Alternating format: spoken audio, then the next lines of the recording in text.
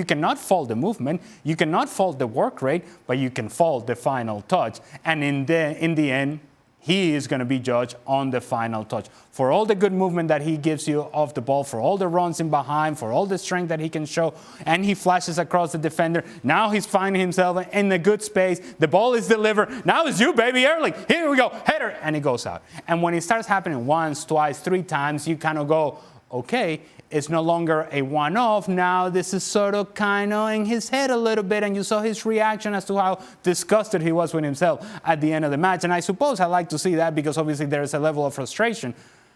But he's got to get rid of that because guess what? His goals are going to be critical for this team's success in whatever competition they're still in. Whether it's Champions League, whether it's the Premier League, his goals are going to be the difference. And so maybe this is a motivation. Maybe this is a kick in the backside. Maybe he doesn't need any of this motivation. He just needs to see the ball going in the back of the net. Against Everton, I thought that he had, because he was rusty before that.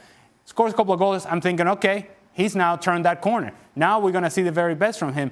And that wasn't quite the case in the Champions League in midweek, and it wasn't certainly the case against Chelsea either. Just focusing on what Alex said, he mentioned a few of the competitions there, but just focusing on the Premier League, if he doesn't get his scoring boots on, can City still win the title?